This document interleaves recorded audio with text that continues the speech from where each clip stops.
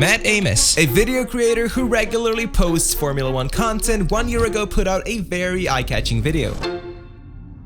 And in that video, Matt somehow got AI to convert bird pictures into Formula 1 tracks. I don't know. So after he successfully turned a bird into a track layout, he ended the video on this note. I think I would love to actually race this in real life. Maybe there's a way that we can recreate this track on like a simulator or something, and we can have like a makeshift Formula 1 race. Who knows? I do. Hey, Dimitri. So if I were to create this track, would you be down for a race? Sure, no problem.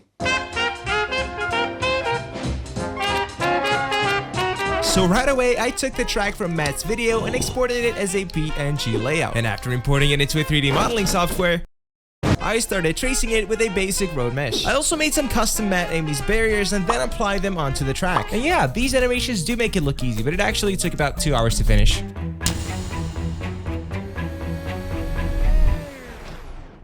So here we are at the track, driving for the first time. Pretty excited. I just want to see how the track behaves. And so far, so good. Sorry, Matt. So after crashing into Matt's face a dozen of times, I came to this conclusion. But yeah, the track is good. But right now, the track is a bit too flat, and I think it's the perfect time to create some elevation. See, in my previous video, I made a giant loop, which you decided to name the Loop of Death.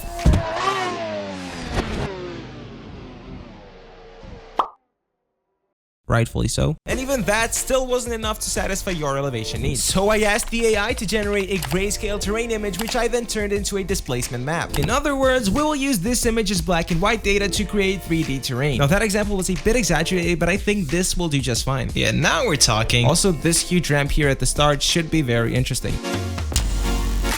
I mean, just looking at this is kind of scary. Let's give this a go. And just as I suspected, the elevation was a bit too much. But maybe this is good, because like, you have to brake, and then the people who don't brake will fly off. But I still decided to test drive the track just for the heck of it. What is this? What is this? Oh my god! So yeah, as you can see, the track is not exactly 100% Formula Car ready, but luckily there is an easy fix to it, which is to basically cut the terrain scale in half and make the elevation just a bit less drastic. So right away from the start, you can see that the incline now looks much less scary, but let's go ahead and see if the car flies when you drive over it. No, it doesn't. Okay, yay, let's go. Great. So with only a few things to fix now. Whoopsie. Okay. Next up was texturing the terrain to make it appear more realistic and also connected to the road, because right now you can just sort of go under the track. So I deleted the original terrain and started modeling one by hand, then textured it with gradients of red, green, and blue. This is called an RGB mask, and it looks very weird at first, but when you put it in a 3D software and tell it that red means grass, green means dirt, and blue means gravel, you can get some pretty nice results with it. And I think it looks pretty nice, you know, compared to some of our previous track designs. I mean, even this guy's just silently judging my track making skills. Okay, let's go touch some grass. Nah, but I actually wanted to take photos of safety barriers, and then after finding some and doing a photo shoot, I uploaded them to my PC and chose only the best ones, which were then cut out, compiled, and turned into a 3D model. I also made some other assets, including an entire wall, a couple of bridges, and then after finding an image of a truck, I converted it to a usable texture, and then I made a model out of it and a couple of variations as well. So finally, after making a bunch of props, it was the right time to start applying them all to the track. Yes, including a portable toilet. Wait, Daniel Ricciardo? It's real sweat. I'm a high-performance athlete. Athletes sweat. Sweat, baby. Well, at least he has a seat now. I'm just kidding, Daniel. I love you. Yeah, it's cool. Thanks. So now that we made our amends with Daniel, we can continue building the track with a clean consciousness. I think it's also cool how this time around the track actually has a tunnel for entering and leaving. The tunnel is fake, but wait. Daniel Ricciardo. Just kidding. We're not doing this again. Next up, I made this camera rig, and just to go a step further, I added a damp track constraint and linked it to Matt's character here. In other words, then I made some Tech Pro barriers, which don't contribute to safety whatsoever, but you know, they look nice. I'm stuck. This is what you get with this I wanted to make an old abandoned village somewhere on the track, so I made a few house variations and then spread them across an empty field near the road. I was also lazy to model bushes, so I just took the trees and Ah, shut up, no one will know. So I'm just looking at this final turn and thinking that maybe we miss a chicane here on the inside. But you know what? Let's make it interesting and just leave it like that. I then modeled a big audience stand, a smaller audience stand, and then the smallest audience stand. Now the process of modeling all the props and building the track may be a tedious one, but it is an essential part of creating a great track. So with all the props modeled and the track taking shape, it's time for everyone's favorite segment, drawing all the patrons' names on the track. So I actually asked all of them via post where they would like their names to be written on the track, and a few individuals have responded. So let's make their wishes come true and draw them a nice graffiti style name.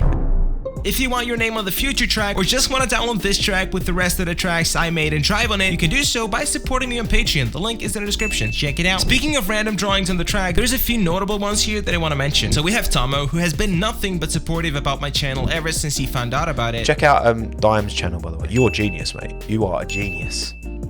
Absolute genius. And obviously Matt Amy, since without him this entire video wouldn't exist. Finally, I created the pit lane and pit boxes, which are essential for any racing track to function properly. On the previous track, we have experienced some pit stop issues, but this time everything went smoothly. To finally complete this project, I used the same texturing techniques on the road as I did for the terrain, which adds a great deal of realism and sets this track apart from others I have built. But now, after literal hundreds of hours of hard work, the track is finally 100% finished, and it's time to put it to a test.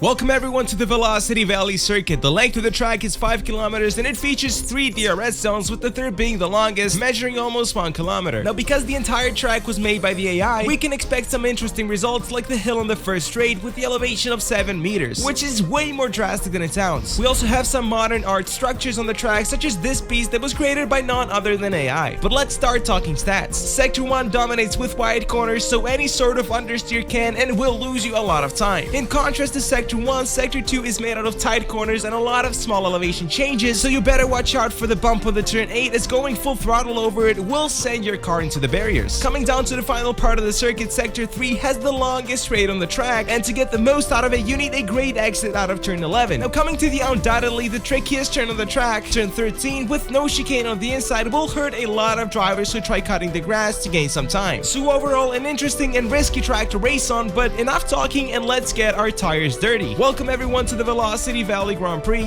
2023.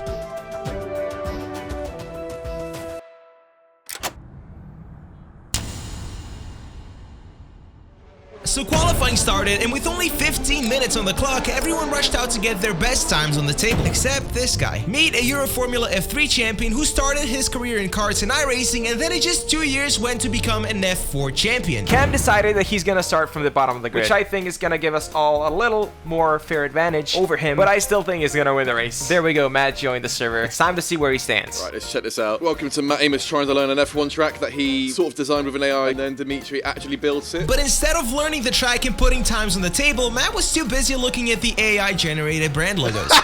Not Rolex, but Roxy. DCC, love that. Perel, very nice. Flannel. This is so cool, mate. This is so cool. Oh, qualifying over. Oh my god, let me get a lap in. I'm literally at the back of the grid. Should I send it? I might just try and send it.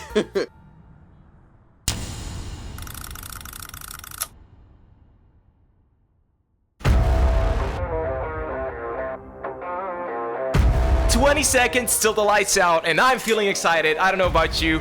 Excited, nervous, every single emotion is going through me right now. All 5 lights are on.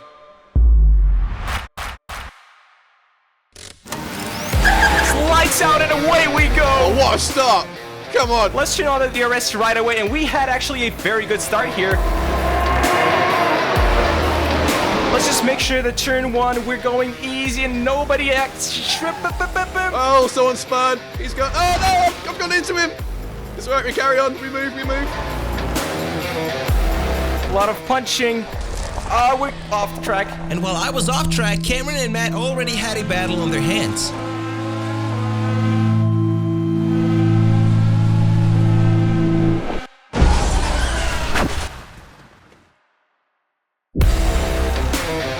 No, don't squeeze me. Oh, there's a lot of crashing going on. Just glad I'm not one of those guys. The tires are still cold, so we gotta take it easy. Send. No, that did not work. Sorry. With the race just starting, Cameron was already gaining places. He started from 18th and he already made up 10 places in just a single lap. That sign does not obey laws of physics whatsoever, which puts us up to 3rd position, actually. But despite our great results, Cameron was slowly closing the gap. Whew, this is stressful. Slowly getting used to the circuit now, though. This is so cool. Don't go off the circuit, just keep it clean. Oh, don't spin it! Oh, no! I'm in the barrier! Perfectly safe rejoin. But fear not, in this race, Matt was not the only one who was making mistakes. Reverse, reverse, reverse, reverse, reverse. I fucked it up so badly. So that costed us a lot of positions, that mistake right there. So let's see if we can gain it back. I'm just hoping there's more accidents up ahead so I can try and catch up, because I feel like everyone's been practicing here for quite a while and I haven't. Still in the top 10. We still get a point. I think we're now in P9 because someone disconnected. Dude, what's going on with me in the throttle exit? Like, it's just throttle control, but I can't seem to get it right. Right, we might have to make a move going into the chicane of death. God. Oh, no, I spun on the chicane. Yeah, that chicane is not a chicane. It's very much a right-hand turn. It's still fun, though.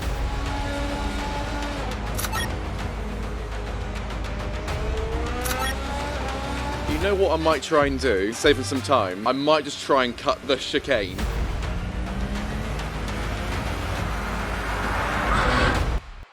Oh, God!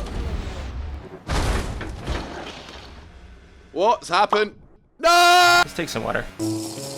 God damn it, I thought I found a little loophole there. I thought I'd give it a good little sheet. It's completely straight line. It's so hard to stop for that corner. Ooh, look at that pass. This is gonna be interesting. So with only 4 laps to go, I was desperate to make up any lost position from that crash, and I couldn't afford any mistakes. But that didn't stop me to go all in wheel to wheel, because at the end, only one car will come out at the top.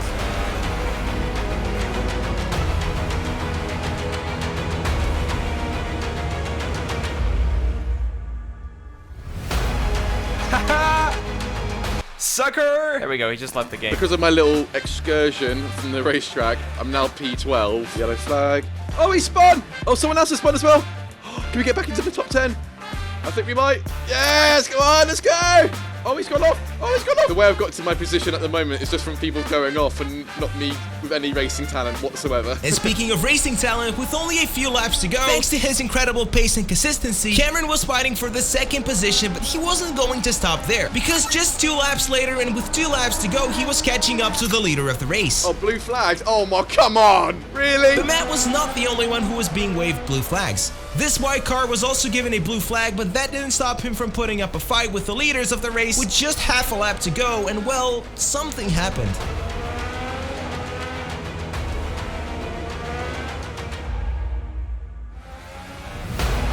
So there we go, Cameron snatched the podium and became the first ever driver to finish the Velocity Valley Grand Prix, with me finishing in 4th, and Matt finishing in 8th position. It is P8. There we go. Wow. I think that's really, really fun. Yeah, Dimitri, you've done a really, really good job with this, and like, hats off to you. Here's some guys doing some donuts. Screw it, I'll join them. I can't even do donuts. I've got someone to meet. This is Lando. Hi, Dimitri. It's Lando.